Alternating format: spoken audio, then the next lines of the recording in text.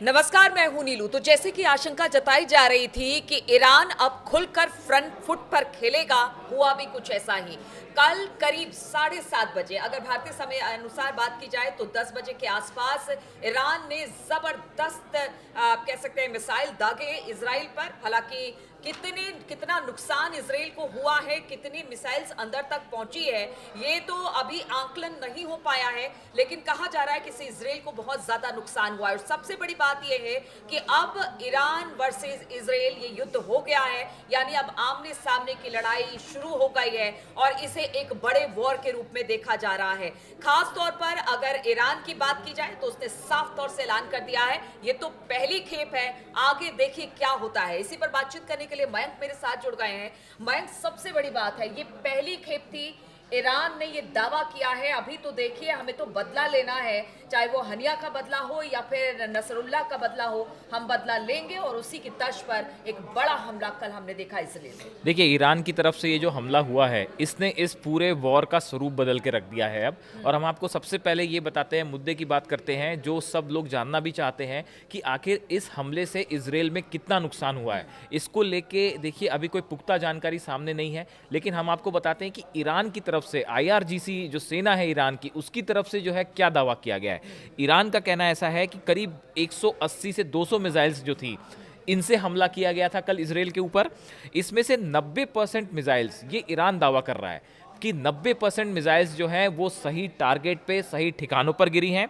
और ईरान का दावा है कि उसने इजराइल के करीब 20 F-35 प्लेन्स को तबाह कर दिया है। और ये बहुत बड़ी बात है। इसी से हमले लगातार इजराइल की तरफ से हो रहे थे, चाहे वो हमास हो, हुती हो, हिजबुल्लाह हो, और अब उसी का एक बड़ा देखिए इजराइल इन जो दावे ईरान के हैं, इजराइल इसका खंडन कर रहा है, अमेरिका इसका खंडन कर रहा है, लेकिन जो ईरान के दावे हैं उसको भी सामने रखना ज़रूरी है। ईरान का कहना ऐसा है कि करीब 20 F-35 प्लेन तबाह हुए हैं और साथ में मोसाद का हेडक्वार्टर भी निशाने पर था, उस पर भी मिसाइल गिरी है और मोसाद के हेडक्वार्टर को उड़ा दिया गया है, ये कहना है ईरान का।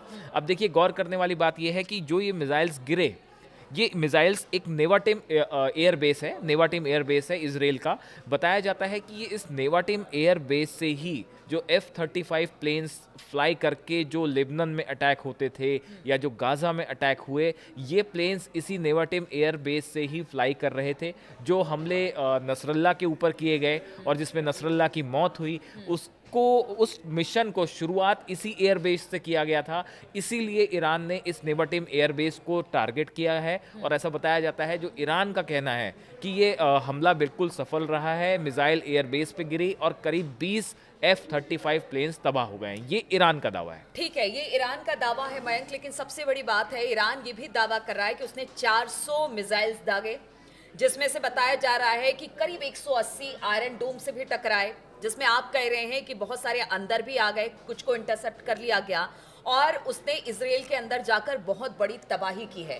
और उसके बाद अब ईरान कह रहा है कि हमने तबाही की है, भले इजराइल इसे माने या फिर ना माने, अभी तो ये शुरुआत है। दूसरी खेप अब ड्रोन की बात हो रही है, उस ड्रोन की जिसको कि रूस को भी ईरान ने दिया था और अब कह रहे हैं कि रूस से एक बड़ा हमला हो सकता है। तो ईरान की अगली स्ट्रेटेजी, जो जानकार है, जो डिफेंस एक्सपर्ट है, वो बता रहे हैं कि हो सकता है कि एक बड़ा हमला ड्रोन से हो। देखिए, पहली बात तो ये है कि ये जो कल मिसाइल्स फायर की गई, मैं आपको बताता हूँ, ये ईरान की ऐसा सोशल मीडिया पे चर्चा है और जैसा एक्सपर्ट्स बता रहे हैं कि जो मिसाइल है ये फतह-1 मिसाइल है ईरान की, जिसको फायर किया गया। हमने देखे कि हमने अपने वीडियो में भी इसका जिक्र किया था नीलू, कुछ वक्त पहले जो है ईरान ने इस मिसाइल को, ये ईरान ने ही इस मिसाइल को तैयार किया है।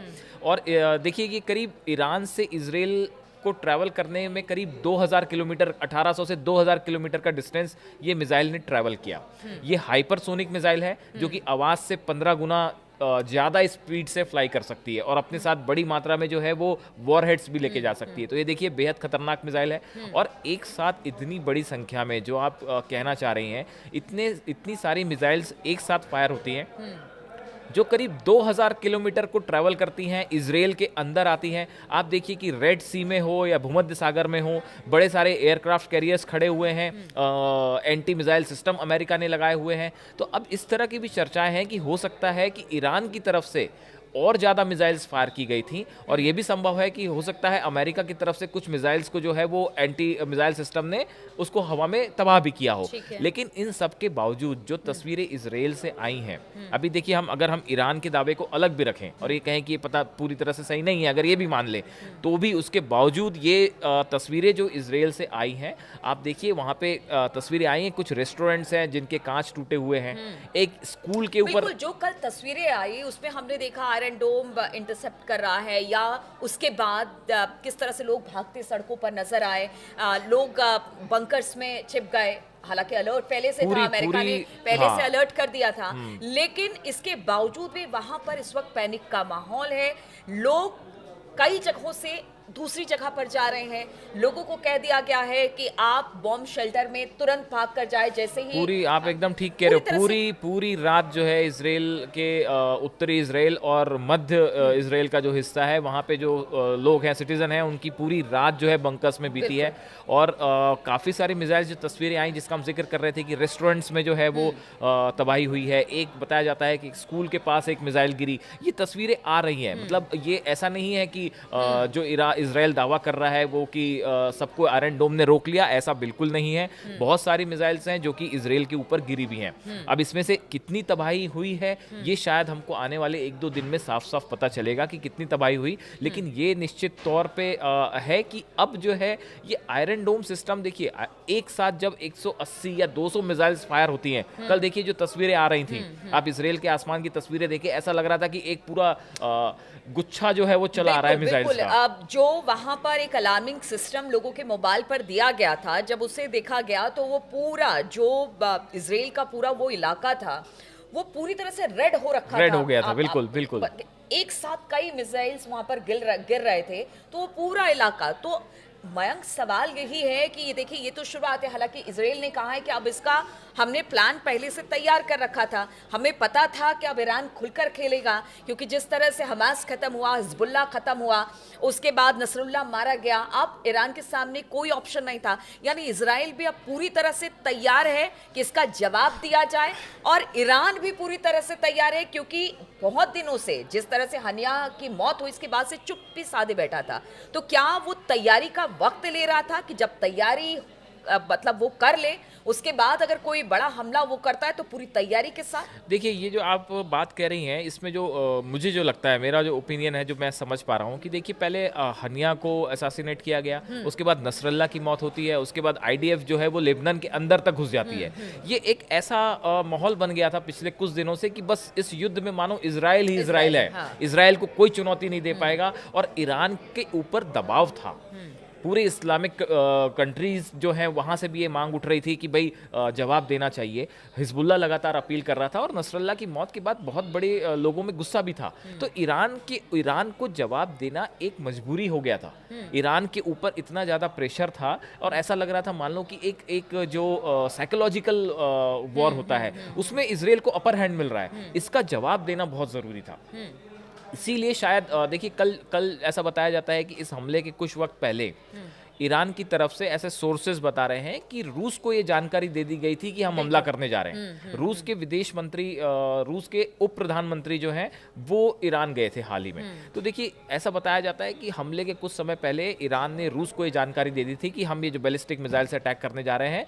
और ये भी जानकारी सामने आई है कि अमेरिका, जैसा आप बता रही हैं, कि अमेरिका को भी इस बात की जानकारी हो गई थी खुफिया CIA के जरिए कि आज की रात ईरान जो है वो बड़ा अटैक कर सकता है। इसीलिए अमेरिका की तरफ से वार्निंग जारी की गई थी, और ये बयान आ रहे थे बार बार कि ईरान जो है वो इस तरह की हरकत ना करे, या हमला करेगा तो हम उसको जवाब देंगे। देखिए, अमेरिका के सुर कल से बदले हुए थे इस पूरे मामले में, क्योंकि ये बात साफ हो गई थी कि ईरान अब चुप नहीं बैठेगा, और नसरल्ला का बदला भी लिया जाएगा जैसा ईरान कह रहे थे, और हनिया का बदला भी लिया जाएगा। देखिए, एक बात और है, अगर इजराइल और ईरान, हालांकि इनके पीछे कौन है उस पर भी हम बात करेंगे, वो भी एक बड़ा चर्चा का विषय है, उस पर हम अलग से बात करेंगे।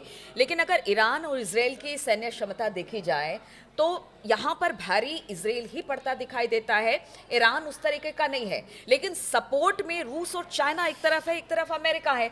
दूसरी तरफ अगर इजराइल की बात की जाए, वो 3 फ्रंट पर पहले से सामने से खेल रहा है, सामने से वार कर रहा है हिजबुल्लाह, हमास, हुती। अब चौथा फ्रंट पे खुल गया है ईरान का। अब ऐसे में किस तरह की चुनौती इजराइल के सामने देखिए भी अब है? देखिए ये वॉर अब तक प्रॉक्सीज वर्सेस इजराइल था, बिल्कुल। लेकिन अब इस वॉर ने इजराइल वर्सेस ईरान का रूप ले लिया है। देखिए इसमें कोई शक नहीं है कि नेतन्याहू और इजराइल अब पलटवार करेंगे, इसमें कोई दो राय नहीं है। अब इसमें इजराइल का कहना ऐसा है कि जगह भी हम तय करेंगे और वक्त भी हम तय करेंगे। ईरान भी इस बात के लिए तैयार है, ईरान भी इस बात को समझ रहा है, तैयार है कि इजरायली जो फोर्सेस हैं वो उस पर अटैक करेंगी, तो ईरान की भी तैयारी पूरी है। और साथ ही साथ देखिए ईरान से अकेला नहीं खड़ा है, पीछे से रूस उसको बैक करने के लिए तैयार है, चाइना की तरफ से बैक किया जा रहा है, काफ़ी सारे इस्लामिक कंट्रीज हैं जो उनके साथ खड़ी हुई हैं। टर्की की तरफ से तो जो है वो यहाँ तक कह दिया गया, उनके जो राष्ट्रपति हैं एर्दोगान, उनकी तरफ से कहा गया कि अब तो जो है वो सैन्य तरीके से जवाब देना चाहिए, ये उनका कल का ही बयान है। उसके बाद देखिए रात को क्या हुआ। तो देखिए ये अब पूरी दुनिया जो है इस पूरे मुद्दे को लेकर मिडिल ईस्ट में अब जो है हाथ से बात बाहर निकल चुकी है। अब ये हिजबुल्ला और इजराइल की लड़ाई नहीं है, या हमास या इजराइल की लड़ाई नहीं है, या हुती या इसकी लड़ाई नहीं है, सिर्फ एयर स्ट्राइक की लड़ाई। अब तो जमीन पर खड़े होने की अब लेबनान के अंदर जो है लड़ाई इजरायली सेना खड़ी हुई है। अब देखिए आने वाले वक्त में ये लड़ाई जो है क्या किसी बड़े युद्ध का रूप ले रही है, और अगर ऐसा होता है तो उसके परिणाम देखिए। कल रात को हमले के बाद आज शेयर मार्केट्स पूरी दुनिया के हिले हुए हैं, चाहे वो अमेरिका का शेयर मार्केट हो चाहे जापान का हो, पूरी दुनिया के शेयर मार्केट्स आज गिरने शुरू हो गए। तो ये अगर मिडिल ईस्ट में वॉर होता है और ये कोई बड़ा वॉर का रूप ले लेता है, और अगर हालात हाथ से बाहर चले जाते हैं, तो फिर इसके बाद मामला कहां जाके थमेगा कोई नहीं बता सकता। बिल्कुल। और सबसे बड़ी बात है कि बड़े वॉर की बात हो रही है, और अब ये तो बिल्कुल साफ तौर से लग रहा है कि यहां से लड़ाई अब बड़ी ही होने वाली है। पीछे की तरफ तो कोई अपने कदम करने को तैयार नहीं है। ये लड़ाई कहां तक जाएगी, क्योंकि अगर पूरे मिडिल ईस्ट की बात की जाए, इस वक्त कच्चे क्रूड ऑयल का सबसे बड़ा उत्पादक है, और अगर वहां से इस तरह की लड़ाई छिड़ती है, खाड़ी देशों में इस तरह की लड़ाई या टेंशन का माहौल रहता है, तो पूरी दुनिया पर इस पर असर पड़ेगा। और पूरी दुनिया पर इस पर क्या असर पड़ेगा, ये नेक्स्ट वीडियो में हम आपको बताएंगे। फिलहाल हमारे साथ बने रहिए।